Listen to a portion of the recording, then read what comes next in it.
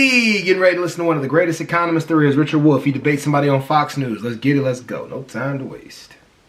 Democracy at Work founder and the New School visiting professor Richard Wolff is with us Richard now. Wolff. She doesn't go near the markets, right? I am happy to be so.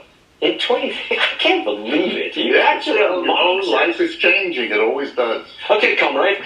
Does Elizabeth Warren, the good senator, has she gone far enough left for you? Surely not. No, she hasn't, but I can see that what she's doing is continuing, in a sense, what Bernie Sanders was trying to do, which is to open up the question of what direction that party should be. And I think it's a reflection of what's happening in the United States as the country splits more and more between rich and poor and those who benefit from government programs and those who don't, and so on. There are going to be questions about the political life we lead, and the old style is going to vanish, and new parties and new splits will emerge, and she's just part of that. Look, that's interesting political commentary, bearing in mind the state of America today. Right. Now, Bernie Sanders, he wants to go a little bit further left, I think. He's got this single-payer idea, right. Medicare for all. Right. Now, we've got a report from the Urban Institute that says that Medicare for all, over a 10-year period, would cost $32 trillion. That's a little daunting, isn't it?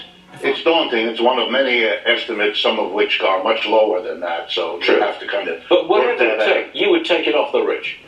No, I would take it off a change in the economic system. I don't think whacking one group of the population to help another is a way to build a community or to build a nation. I would never do that. How would you come up with trillions of dollars? Let's call it $32 trillion. How, by changing the economic system, how do you come up with that money? Well, to give you an example, we have a society now in which, according to Oxfam in England, something like the richest 25, 30 people own as much wealth as the bottom half of the population of the planet. If you begin to deal with a change in economic system, you would distribute our wealth in a different way. That's actually pretty interesting. The 25 to 30 people own more wealth than the bottom half of the planet. Wow. In favor of taking it from the rich to the poor. I'm in favor of not distributing it unequally in the first place. So somebody has to give up their wealth, and you're the one who's going to take it. No. Yes. You're going to change the system so the wealth is not distributed in that way in the first place. Oh, well, it's already been distributed in that way. What do you have, a revolution? No, that's what you do. You change the way the economy works so it doesn't distribute it to a few people enormously. Wait a second. Because that's why we have these struggles. We take from the rich to give to the poor, and then they're surprised that the society is ripped apart by conflict. Jeff Bezos has a personal wealth right now of roughly $90 billion. Yes. That's wealth. How do you take it off him? How do you redistribute that wealth, which is now his? Right. You can notice if you talk to Jeff Bezos or Warren Buffett or Bill Gates or any of those other folks, they're in the process of giving that wealth away to charities, to whatever it is that occurs to them to do. They're famous for doing that. I have a better suggestion.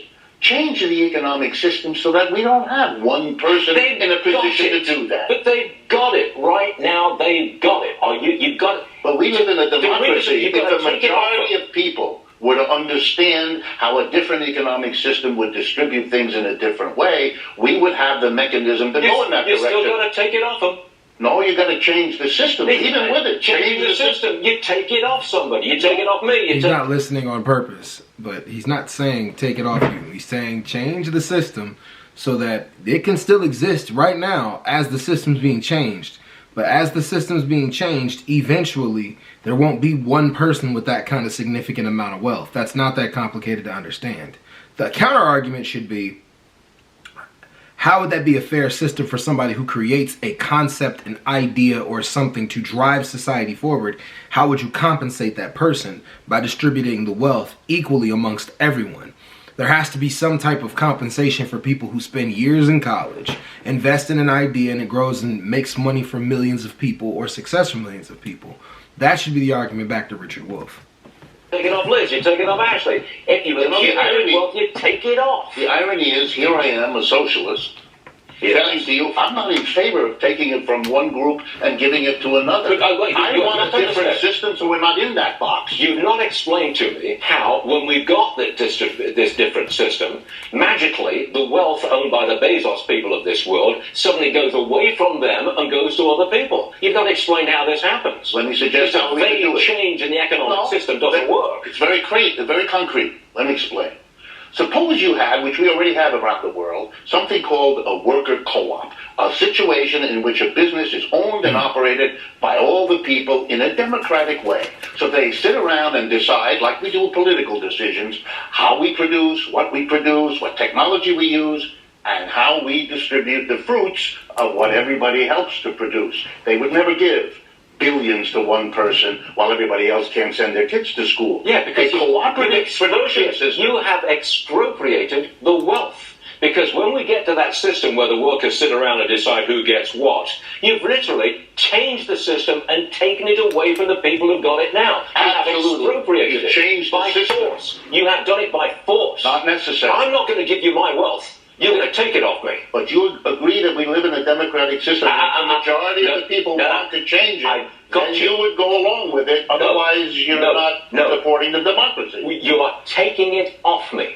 Somebody with a gun, a police officer, will come to my house and take off that wealth. It's expropriation. That's what you're talking about. I'm talking about letting the people in this country and every other country decide whether they would rather have an economic system that functions democratically at the workplace or keep the one we have, which produces this inequality that puts us at each other's throats. Okay, we'll agree to differ. How about this one? So Richard Branson, multi-billionaire, he wants a universal income for all. His rationale is that robots are taking over. Somebody's got to provide an income for the people who lose their jobs. In favor of that? In principle, are you in favor of a universal income? No. Really? No. Why not? I told you, socialism, Marxism, these things are changing and rethinking just like everybody else. Here's what I don't like about the universal basic income. I like the idea that we can take care of everybody, and we ought to, as a nation. What I don't like is to divide society into those who work and earn their income and those who don't work and still get an income. I don't see that as healthy. I don't see that as fair. And I see that as a prescription for trouble down the road. Here's my suggestion. When we have technological change like robots, computers, let the work day be shortened. Make everybody work to do their fair share and so participate in the benefits of technology with a shorter work week for everybody so nobody gets an income without working and no one works without getting an income. That would be a better way to take care of people than what we do now, which is use technology to make a lot of profits for people, throw a lot of people out of work, and then be surprised when they're at each other. Do you realize that you now have the largest audience of capitalists that you'll ever have in your life? Do you realize that? No, I hope I will have more of them. I hope we get more of them too. Let's work together on it. Last one, and I've never ever been able to nail down a socialist, Marxist, communist, or whatever on this. Never gonna get it. Someone who makes $10 million a year, for example, this is before the revolution. Right. As of right now, you make $10 million a year. What's the fair share of the government from that $10 million a year? Here the answer depends on your understanding how our tax system works. No, it doesn't. It does. No. It's not about a rate. It is about a rate. I'm asking you what the rate should be. Right, but the question is, rate on what? That $10 million on your earned income.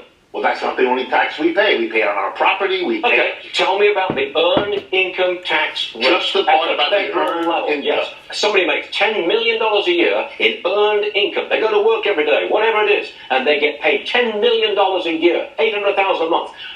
What is the fair share of the government from that $10 million? I would propose that we go back to that which was in place under Republican President Dwight Eisenhower. 50 years ago, we had a tax system that took a great deal more from that person than the tax system we have today, and we had a faster rate of growth, and we had lower unemployment. You had recessions every other year. You had recessions every other year. And we had recessions every every other year. Never have we had that. And hold on a second. There's one thing you you are forgetting, and that is that in the 1950s, 60s, and 70s, there were enormous deductions which wealthy people could always take, and that lowered their tax rate. Right. It wasn't anywhere near 70%. Absolutely, but it was way above what we have now. And so I wanted to stress, I'm not asking for something utopian and strange and distant in the future. I just want us to go back to what we all as a nation, tax the rich, including our Republican president, thought was appropriate. Wealth. No,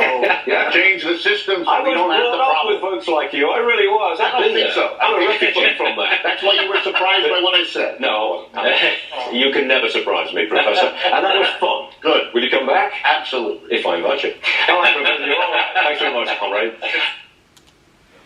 Man, okay, I like that conversation. It was good. It was very open. Both were dialoguing pretty well. I love Richard Wolff. Richard Wolff's theories, I think, are really good, and I think are very beneficial to what we can do moving forward. But definitely, like, yeah, I understand what he's saying. Have a better system to where we can tax wealthier people and you know, help the bottom, I guess. But I don't know. You guys can debate in the comments. Love Richard Wolff. Love him. But anyways, I'm out. Peace.